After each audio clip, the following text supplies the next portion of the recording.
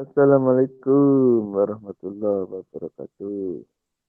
Waalaikumsalam. Waalaikumsalam warahmatullahi warahmatullahi wabarakatuh.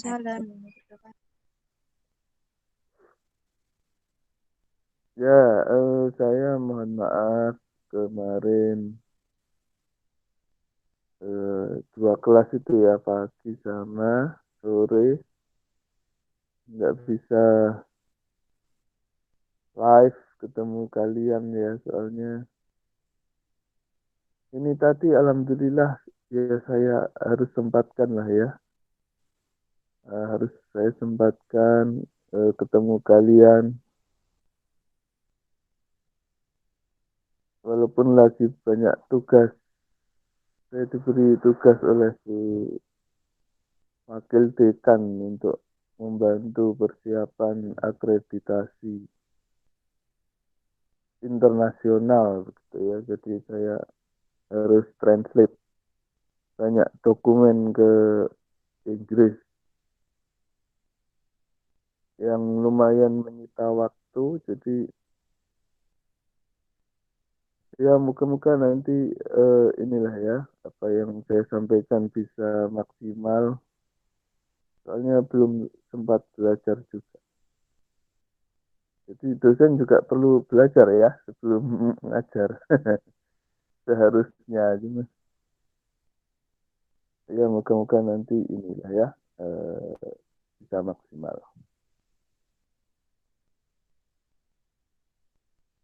Kemarin diskusinya bagus ya, seperti yang saya amati sebelumnya juga.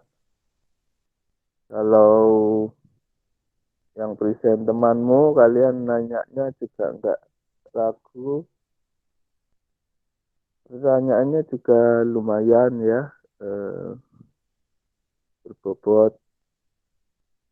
Tapi memang ada peraturan kita harus tatap muka minimal 3 kali setelah UTS. Nah, kalau yang makro ini, yang makro ini kita kan tatap muka terus ya, kita tatap muka terus. Kenapa saya tidak apa namanya beri tugas present kayak di apa sejarah ya, karena menurut saya di pelajaran makro ini agak sulit begitu ya. Jadi saya perlu ada sisi-sisi khusus yang harus digarisbawahi yang saya khawatir kalau kalian yang present nanti lepas gitu ya. Nah, bahkan pelajaran ini saya belum kepikiran mau tak kasih tugas apa kalian di pelajaran ini ya. Nantilah ya belakangan nggak apa-apa. Oke, kita lanjutkan.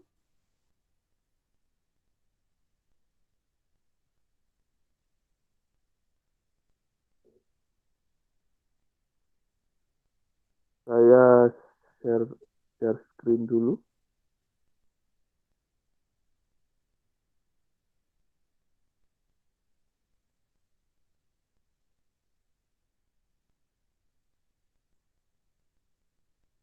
Nah, ini ya.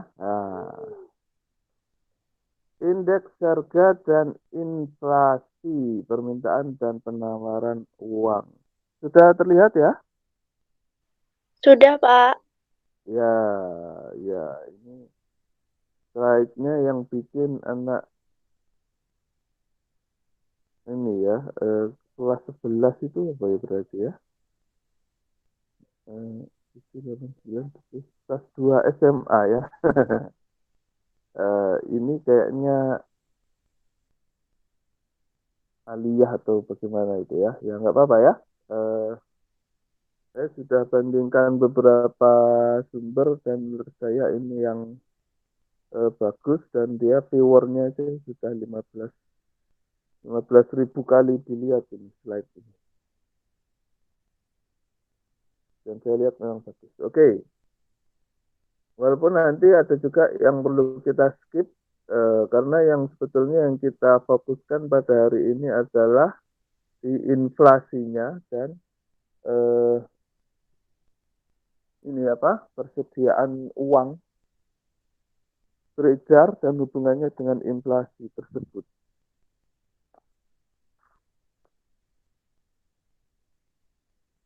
Tujuan pembelajaran menjelaskan pengertian indeks harga, penghitungan indeks harga, perhitungan inflasi, pengertian inflasi, penyebab, dampak, dan cara mengendalikan, teori permintaan dan penawaran uang, dan faktor-faktornya apa saja. Oke. Nah, ini referensinya. Nah, ini materinya. Ada indeks harga, inflasi, permintaan, dan penawaran uang.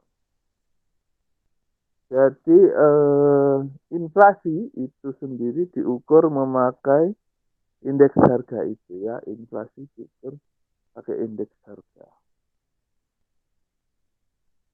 Indeks harga adalah perbandingan antara harga rata-rata pada tahun yang dihitung dengan harga rata-rata pada tahun dasar. Nah, seperti apa?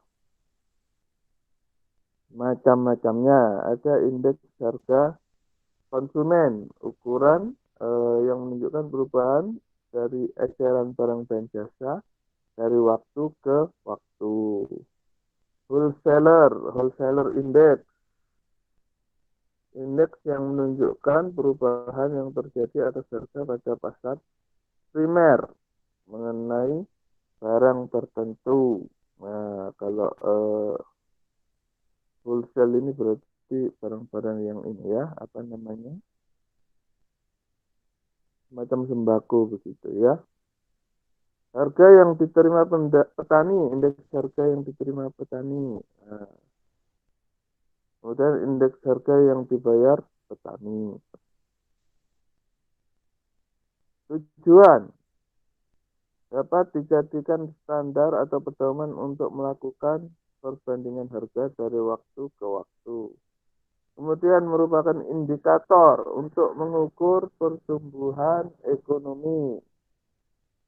Seperti saya bilang tadi ya, bisa juga dipergunakan untuk mengetahui inflasi.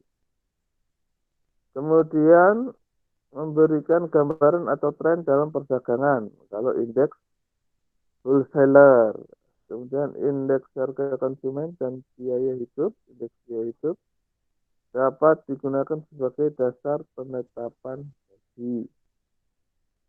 Indeks harga yang dibayar atau diterima petani menggambarkan apakah petani makin makmur atau tidak.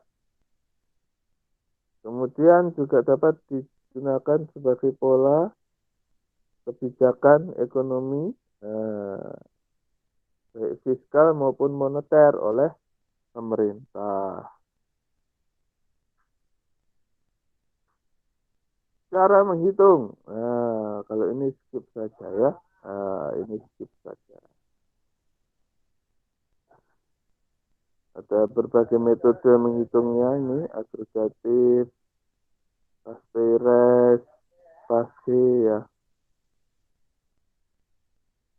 Trobis-Boli, Fisher.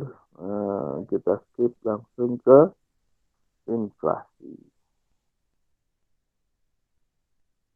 Pengertian inflasi adalah sebuah keadaan di mana harga-harga secara umum naik, ya. Kenaikan harga ini dalam jangka panjang.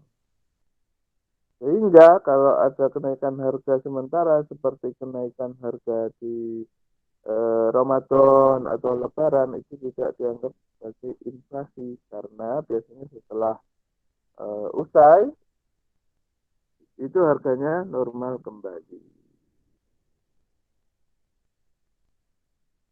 Penyebab inflasi.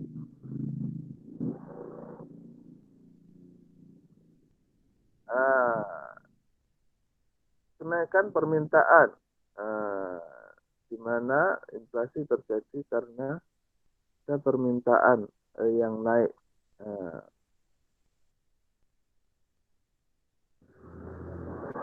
jadi ini salah ini nulisnya ya, bukan full inflasi ini ya. Demand pull ini namanya ya. Demand pull inflation karena tarikan permintaan. Jadi permintaan masyarakat akan suatu barang tertentu naik sehingga mengakibatkan harga juga naik.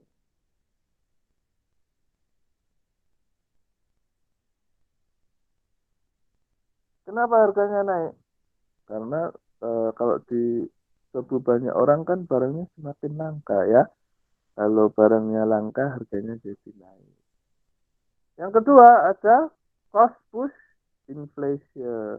Inflasi karena dorongan biaya ya, karena dorongan biaya. Jadi apa terjadi karena meningkatnya biaya produksi sehingga barang menjadi naik harganya ya. Ini berarti apa? Berarti ada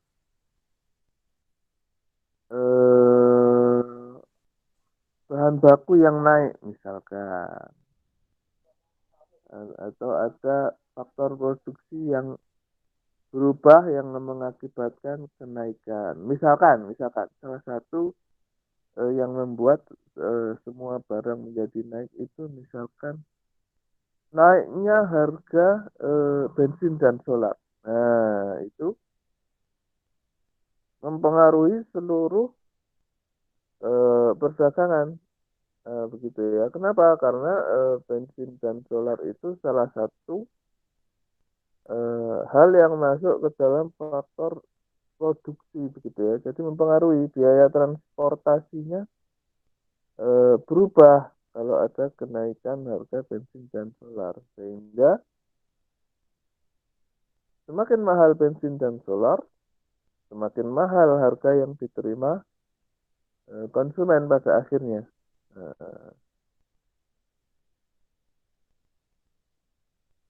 Nah, kemudian itu kan baru dua ya. Nah, yang tiga,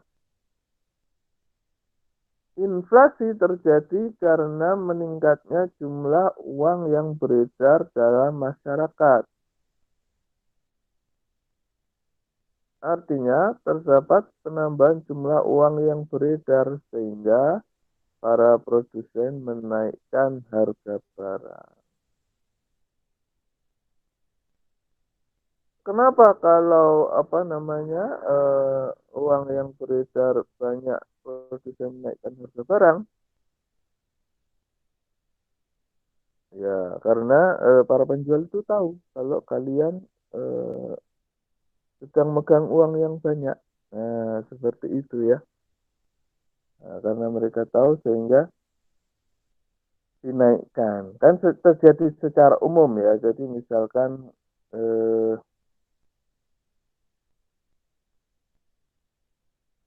kalau dalam jangka pendek itu kenaikan UMR gitu misalkan ya. Nah, begitu UMR naik, wah sudah. Para pengusaha tahu, oh ini para karyawan ini lagi banyak uang ini. Nah, gitu ya, sehingga barang-barang menjadi naik.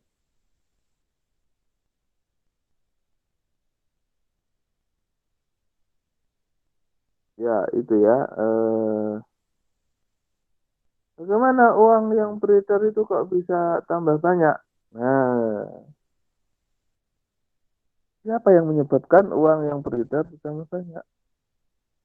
Ya, tanyalah kepada yang nyetak uang kan begitu ya. Nah, sudah tahu semakin dicetak banyak uang semakin tinggi inflasinya, tapi tetap dicetak terus. Nah, siapa yang salah kalau begitu ya? Nah, tapi nanti kita pelajari kalau dalam versi Islamnya harusnya bagaimana, ya. Sepertinya saya sudah beberapa kali menjelaskan juga ya tentang betapa para ilmuwan klasik kita gitu ya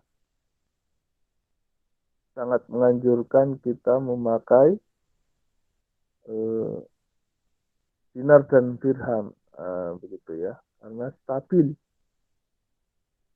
Tidak seperti uang kertas yang nilainya floating atau mengambang,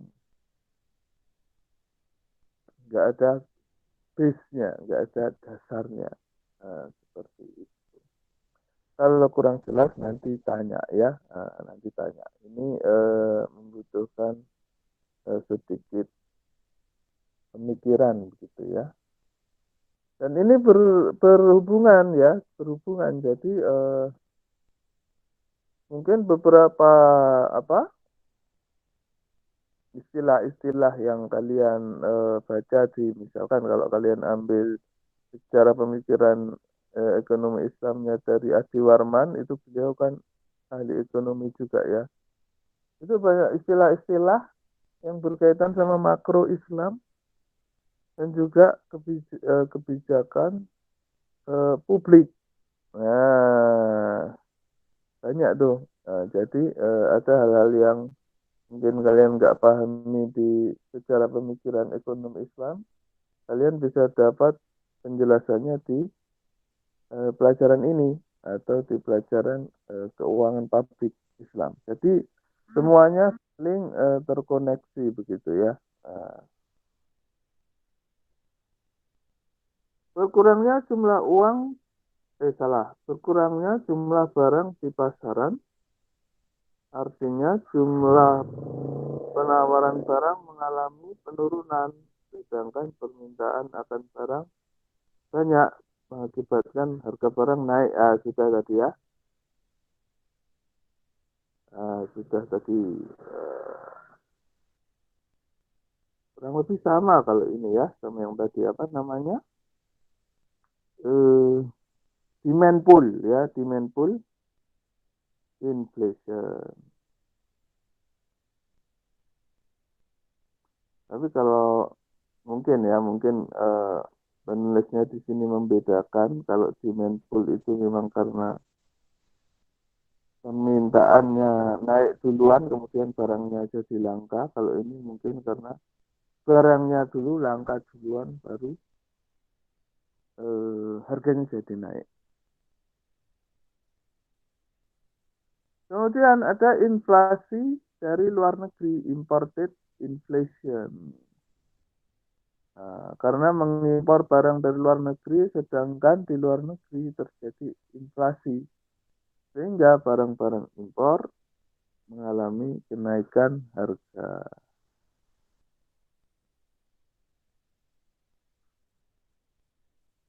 Kemudian inflasi dari dalam negeri, meningkatnya pengeluaran pemerintah atau terjadi defisit anggaran.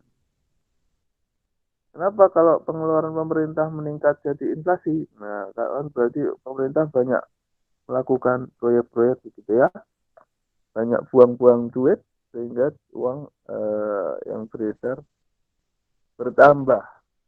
Kalau uang yang beredar bertambah, maka akan terjadi inflasi. Kenapa terjadi inflasi? Karena sesuatu yang banyak itu nilainya berkurang.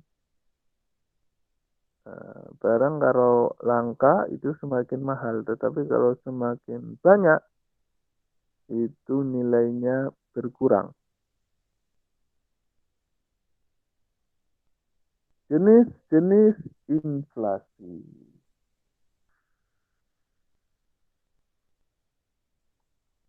Inflasi ringan, sedang, berat, dan sangat berat. Kalau kita ringan lah ya, alhamdulillah inflasinya ringan. Sumber inflasi dari sumber luar negeri, karena ada kenaikan di luar negeri ini sama yang tadi. Inflasi dari dalam negeri karena ada pencetakan uang baru. Nah, ya toh. pemerintah mencetak uang baru, tambah lagi duitnya, tambah lagi. Dapat juga terjadi karena gagal panen, menyebabkan penawaran terhadap barang menurun sehingga harga naik,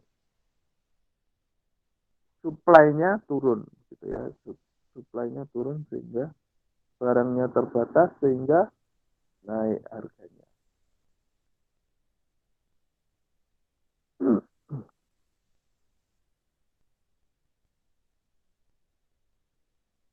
Dampak inflasi. Dampak terhadap pendapatan, equity effect. Efek inflasi terhadap pendapatan tidak merata, ada yang rugi, ada juga yang untung, yang dirugikan, yang penghasilannya tetap. Kemudian yang menyimpan kekayaan dalam bentuk cash, uang maksudnya ya. Nah, jadi kalau inflasinya lagi tinggi, sekarang nyimpan uang, nyimpan barang, atau disimpan dalam bentuk emas, nah, gitu ya. Orang yang menabung juga rugi. Kenapa rugi? Nah, misalkan kamu punya duit 100.000, ditaruh di bawah bantal, ya toh? Diasumsikan kamu tidur 1 tahun, gitu ya. Bangun tidur, duitmu tetap 100.000, tapi nilainya berubah. Nah, nilainya berubah. Misalkan tahun kemarin 100.000 bisa dapat 5 mangkok bakso, begitu ya. Sekarang sudah nggak dapat lagi. Misalkan bisa tinggal 4 mangkok, akan rugi, ya kan? Dalam beberapa pertemuan saya sering sampaikan lagunya Melisa tahun berapa itu ya. Abang tukang bakso, mari-mari sini. Saya mau beli, ya toh. 1 mangkok saja 500 perak. Nah, 500 perak itu dulu dapat 1 mangkok bakso. Nah, sekarang kalian beli bakso 500 perak, bisa-bisa cuma dapat pentol kecil 1 biji ya, atau malah setengah ya. Kenapa kok begitu? Berarti inflasinya luar biasa. Inflasinya luar biasa. Nah, para ulama itu membandingkannya dengan dinar yang konon katanya sejak zaman Nabi, 1 dinar dapat 1 kambing. Nah, sampai sekarang juga masih ada yang jualan dinar ya, namanya Wakala. Di Wakala itu coba kalian browsing, itu ada tempat penjualan dinar. Nah, itu kalau dikuruskan ya kurang lebih ya sekitar 2 jutaan begitu ya. Nah, itu tetap kan dapat kambing sekarang ya. Yang luar biasa adalah bukan soal kambingnya. Kambing dinarnya itu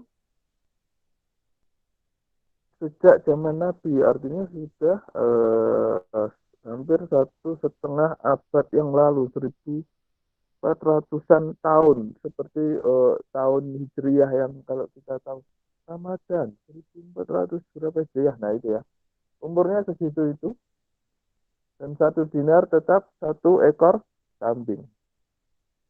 Kalau rupiah 500 perak itu masih zamannya Pak Harto dulu ya, sekitar tahun sebelum 98 berarti ya, beliau lengser.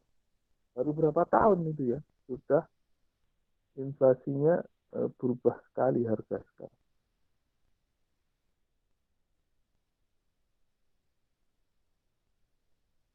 Para konsumen atau para pembeli juga rugi, kreditur juga rugi, investor obligasi juga rugi. Yang untung siapa? Yang untung spekulan, petani dan pedagang, Kalau apa yang dijual menjadi mahal kan, yang untung petani dan pedagang. Debitur atau peminjam uang, penyimpan kekayaan dalam bentuk emas, ya toh. Terus investor saham. Ada pertanyaan sampai di sini? Barangkali ada yang belum paham.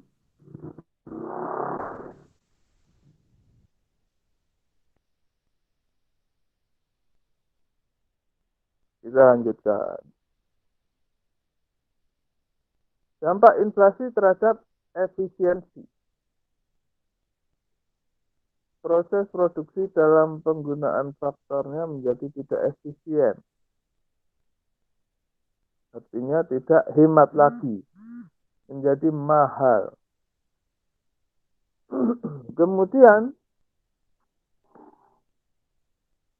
daya beli masyarakat berdampak terhadap struktur permintaan masyarakat terhadap beberapa jenis barang. Jadi biasanya kalau inflasinya tinggi, yang dibeli masyarakat itu barang-barang pokok, barang-barang sekunder dan tersier, tidak masuk hitungan ya. Yang penting bisa beli makan dulu. Dampak inflasi terhadap output. Inflasi bisa menyebabkan kenaikan produksi. Nah, itu.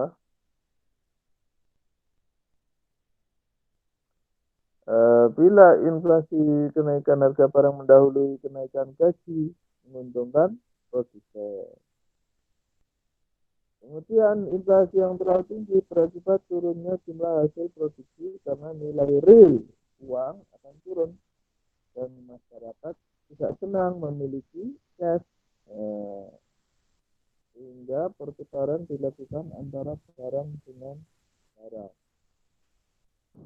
Barter lagi jadinya.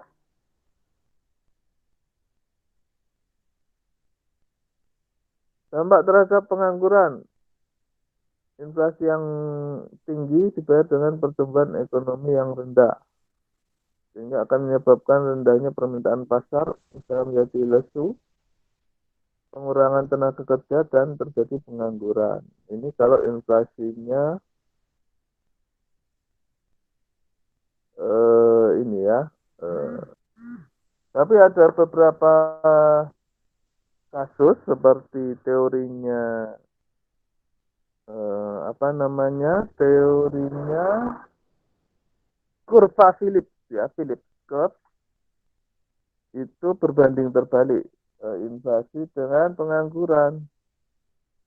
Semakin tinggi angka inflasinya, maka semakin berkurang penganggurannya. Kenapa begitu? Karena semakin banyak uang beredar, terjadi banyak invest, butuh tenaga kerja banyak. Itu kurva Phillips.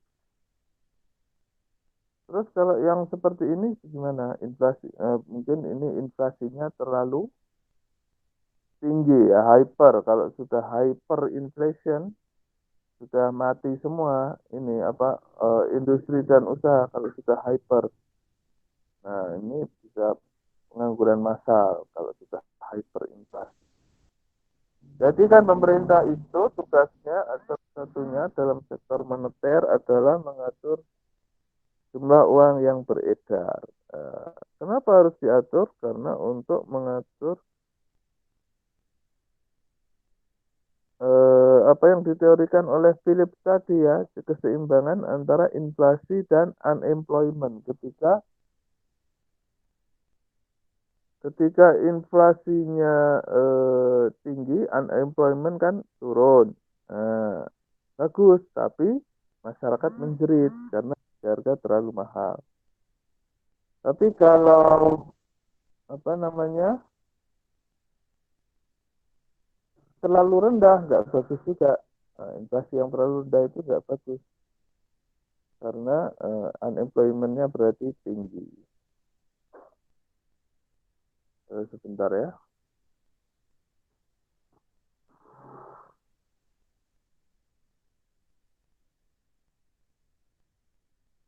itu muslimun Mbak. Jawa, Jawa.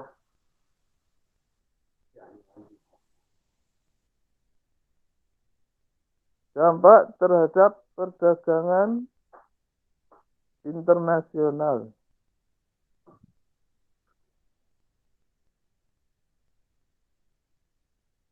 Inflasi dalam negeri, harga barang buatan dalam negeri jauh lebih mahal daripada barang di luar negeri, sehingga tidak bisa bersaing. Pada akhirnya habiskan devisa negara dan neraca Indonesia akan defisit.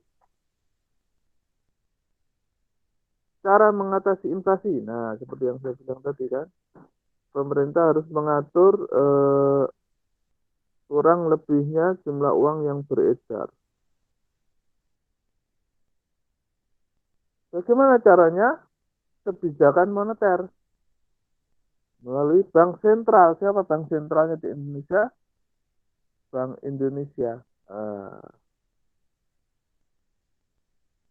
Yang pertama, menggunakan cadangan minimum atau reserve requirement. Apa itu maksudnya? Bila bank sentral ingin memperkecil jumlah uang beredar di masyarakat, bank sentral menaikkan cadangan minimum yang harus dipenuhi bank umum. Jadi setiap bank itu yang kecil-kecil, ya kan yang gede BI itu. Setiap bank yang kecil-kecil itu harus memiliki cadangan di Bank Indonesia. Bahkan yang syariah juga harus nabung di Bank Indonesia setahu saya ya. Nah, itu dipergunakan untuk mengatur jumlah uang yang beredar sama Bank Indonesia ya. Kemudian ada operasi pasar terbuka. Nah, pemerintah melaksanakan intervensi di pasar uang dengan cara menjual berbagai surat berharga seperti obligasi, surat Bank Indonesia, dan SPBU ini apa ya? Saya lupa ya. Saya ingatnya kok ini ya, tempat isi bensin. Nanti saya cari dulu ya apa ini SPBU ini ya. Kemudian ada kebijakan diskonto. Untuk mengatasi inflasi, Bank Sentral menaikkan tingkat bunga. Ini ya. Sehingga kalau bunganya naik, uang beredar semakin turun. Kenapa bisa begitu? Karena orang lebih suka nabung. Oh, bunga lagi naik nih. Daripada duit kita nganggur, ditabung aja lumayan bunganya. Nah, kan begitu ya.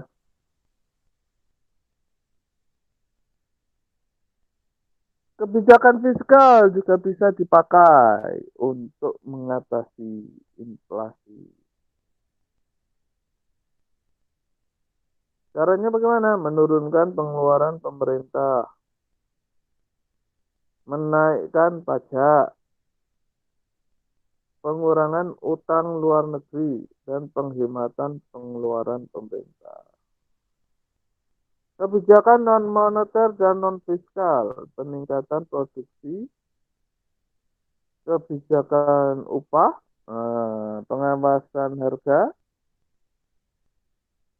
menambah jumlah barang di pasar. Kalau inflasinya akibat kelangkaan, ya toh, menambah jumlah barang di pasar.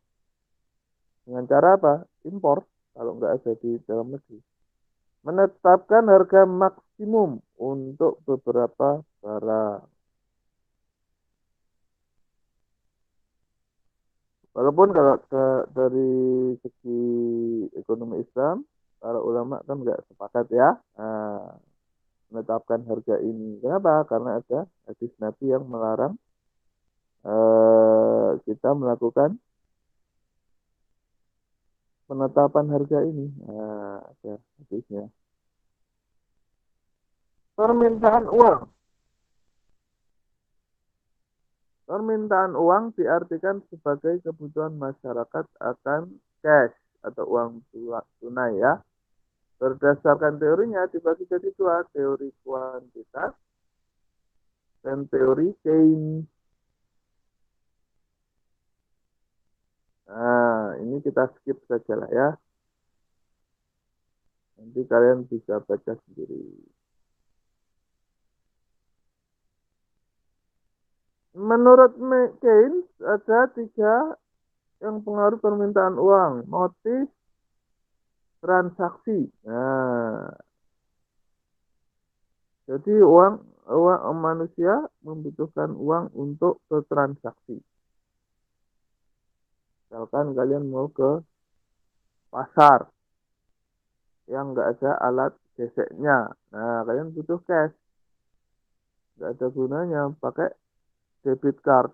Nah, kalau ke pasar, ya toh. Permintaan uang untuk berjaga-jaga. Nah, misalkan apa? Misalkan, naudzubillah kan begitu ya, ada sakit atau kecelakaan atau kebanjiran atau kebakaran. Nah, atau kalian lagi liburan kan begitu ya. Misalkan nanti takut di tempat yang dituju nggak ada ATM, nah sehingga berjaga-jaga. Permintaan uang untuk spekulasi. Nah, ini apa ini? Nah, berarti dia uangnya berlebih, nah, duitnya dia mainkan untuk berspekulasi. Wah, ini kayaknya dolar mau naik ini ya, saya tak beli dolar aja. Nah, spekulasi ya.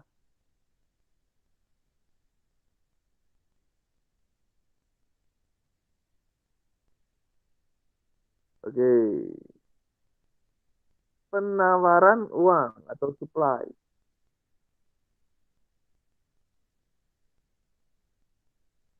Nah, oke.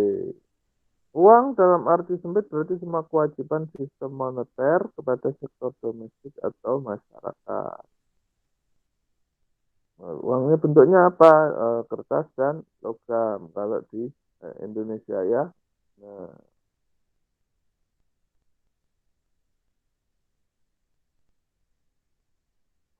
jenis uang yang beredar di masyarakat, uang kartal dan uang giral.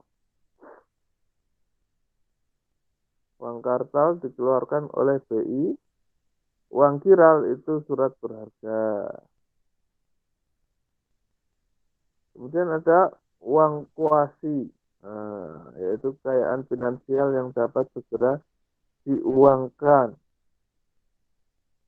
Contohnya deposito dan rekening. Kemudian ada M3. Nah, ini yang jangka panjang ya. Kalau berarti apa?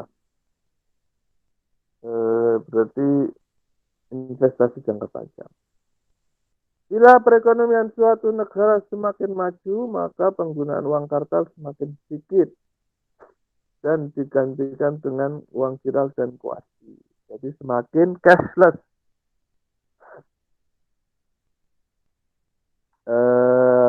Kita sedang berusaha untuk ke situ ya, ya toh. Sedang berusaha untuk ke situ. Ada GoPay, ya toh, ada link aja. Karena pakai duit ini repot yang begitu ya. Tapi infrastrukturnya tidak semua tersedia. Seperti yang saya bilang tadi, kalau ke pasar ya nggak bisa kita bayar GoPay. Faktor yang mempengaruhi permintaan dan penawaran uang.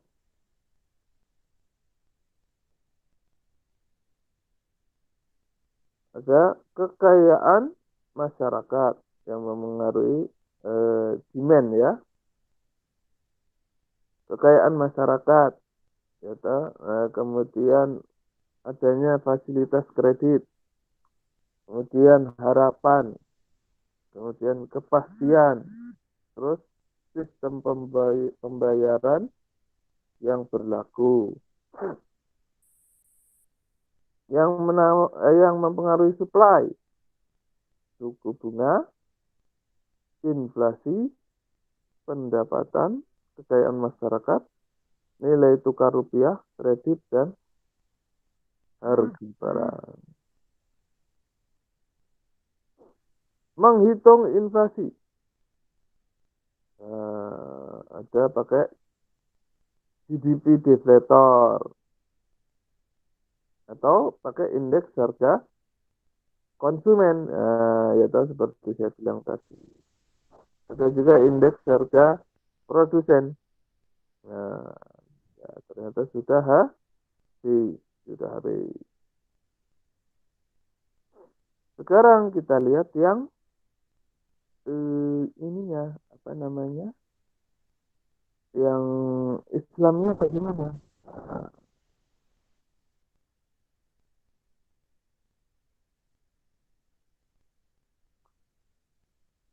Nah, ini bagus nih. Nah,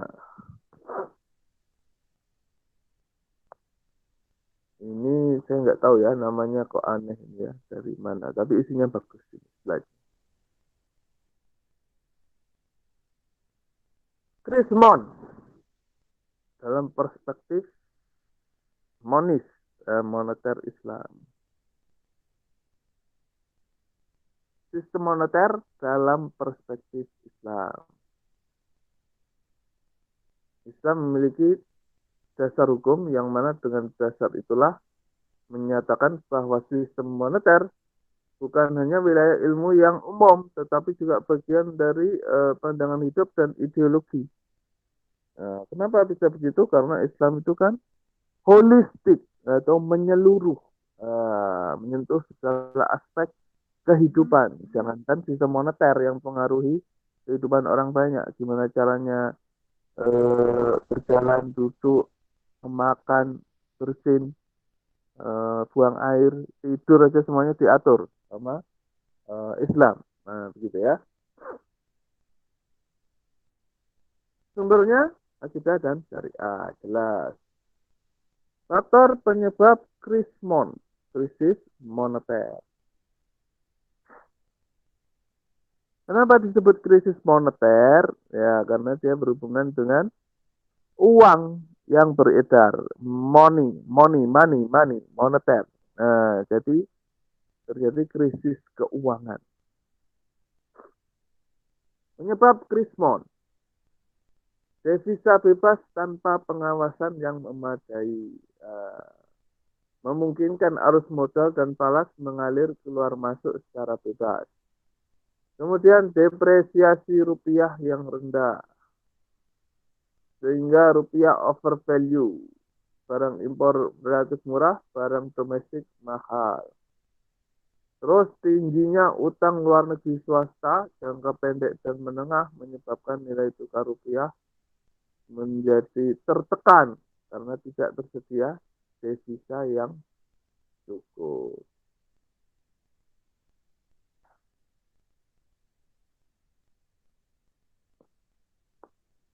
Kemudian ada permainan spekulan asing, ya, spekulan asing. Ketika uang menjadi komoditi perdagangan dan terlepas dari sektor real. Kenapa bisa begitu? Ya bisa, orang nilainya floating, mengambang, ya pasti lepas dari sektor real. Kemudian fiskal dan moneter tidak konsisten. Defisit semakin besar. Terjadi krisis kepercayaan dan kepanikan. Dalam kasus Krismon tahun 98 itu kalau nggak salah ya. Krismon tahun 98. Ini ya, masyarakat membeli dolar. Sehingga sampai ada kampanyenya, beberapa lagu dibuat judulnya Aku Cinta Rupiah. Nah, itu ya, biar nilai rupiah tidak semakin anjlok. Terus ada campur tangan IMF. Nah, menunda pengucuran dana sehingga jadi kita ceritanya dulu itu lagi butuh banyak dolar untuk bayar utang ke luar negeri, nah, sehingga dolarnya naik, rupiahnya anjlok. Faktor penyebab krismon dalam pandangan Islam, faktor ekonomi, ekonominya ribawi, jelas ya. Nilai mata uangnya tidak seperti yang dicontohkan dalam Islam. Kemudian ada inflasi dan hutang luar negeri. Faktor non ekonominya sistem pemerintahan, politik dan kejujuran pelaku ekonomi. Maksudnya bagaimana? Nah, Krismon tidak terlepas dari praktek aktivitas yang bertentangan dengan nilai Islam seperti riba, korupsi dan lain-lain. Solusinya bagaimana? Nah, jangan pakai riba, jangan pakai bunga. Mungkin negara nggak pakai suku bunga, mungkin saja. Kan sudah pernah saya ceritakan ya. Walaupun tentu saja untuk berubah ke situ bertahap ya. Dan sudah pernah saya ceritakan bahwa di negara-negara maju itu suku bunganya semakin lama semakin mendekati nol, semakin berkurang ya. Bahkan ada beberapa negara yang suku bunganya minus.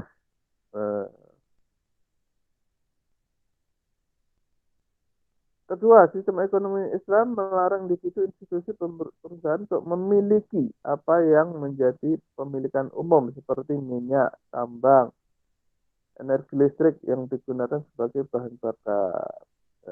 Bagaimana dengan Indonesia?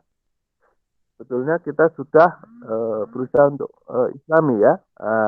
Jadi kan yang bikin UUD, yang bikin Pancasila itu kan juga dulu ceritanya para kiai. Kalau kita lihat UUD 45 pasal berapa itu ya, bumi, air dan kekayaan yang terkandung di dalamnya dikuasai oleh negara dan dipergunakan untuk rakyat, kepentingan rakyat. Nah itu sebetulnya sudah lah ya, kita sudah mulai Islami. Misalkan kan Rasulullah dulu mencontohkan masyarakat berserikat dalam 3 hal. Berserikat itu maksudnya semuanya memiliki ya, tidak boleh dikuasai perseorangan. Padang rumput, air dan api. Kalau zaman sekarang kan padang rumput itu bisa dianalogikan bulog, gitu ya. Air bisa dianalogikan PDAM. Api analogikan dengan Pertamina atau PLN atau PGN, perusahaan gas negara ya. Yang seharusnya bagaimana caranya pemerintah itu mengatur agar barang-barang pokok itu bisa terjangkau oleh masyarakat. Kalau bisa gratis gitu kan luar biasa ya. Kalau bisa, cuman kan kita belum bisa karena masih ada biaya-biaya untuk misalkan untuk mengeruk minyaknya, itu ya eksploitasi minyak butuh biaya, pengolahan juga butuh biaya.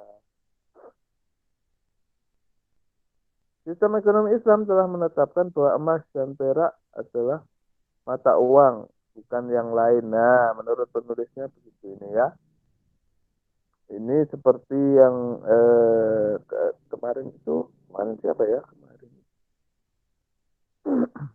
Al-Ghazali kan juga berpikiran hal yang sama kan. Kita harus kembali ke dinar dan dirham. Terus kemarin itu siapa ya? Saya kok lupa ya.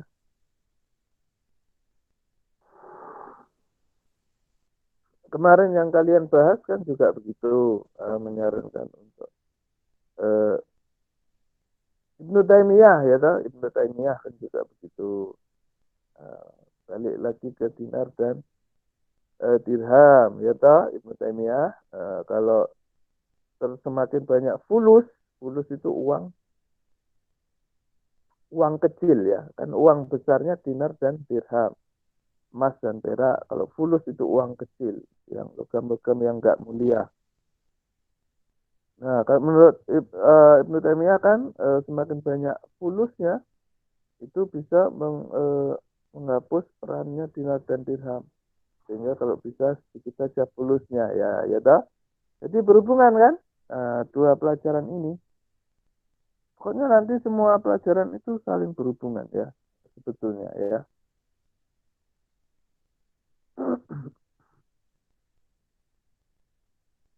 Kenapa perlu ditetapkannya uang sebagai standar mata uang negara? Islam mengharamkan menimbun emas dan perak. Islam mewajibkan emas dan perak agar dikeluarkan zakatnya. Jadi kalau kita menyimpan terlalu banyak, ada zakatnya. Ibaratnya zakat itu sebagai hukuman kalau kita menimbun itu sehingga kena penalti begitu ya. Mewajibkan denda dengan kedua mata uang tersebut. Nisab atau batas minimal pencurian yang mengharuskan potong tangan pakai dinar juga. Base-nya kan begitu ya, 1/4 dinar. Jadi kalau 1 dinar itu sekarang sekitar 2 juta, berarti nyolong 500.000 itu sudah dipotong harusnya ya. Nah, ibaratnya orang nyolong HP itu sudah diputus itu tangannya ya, kalau kita memakai hukum Islam ya. Habis ya. Ya habis. Jadi intinya adalah dalam versi Islamnya, gimana caranya agar tidak terjadi inflasi yang merugikan masyarakat dan jumlah uang beredarnya harus dikendalikan. Gimana cara mengendalikannya? Sebetulnya kalau kita pakai gold dan silver itu otomatis terkendali. Kenapa? Karena sudah sunatullah, logam mulia itu jarang atau langka sehingga nilainya bertahan. Nah, seperti itu. Sehingga lebih stabil. Dari sini ada yang ingin ditanyakan? Silakan.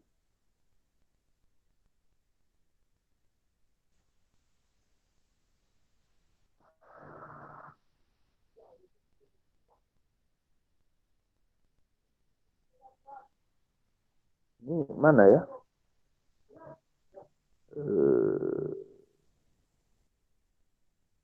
Oh ini. Nah. Ya, gimana? Ada yang ingin ditanyakan? Sudah hampir 1 jam.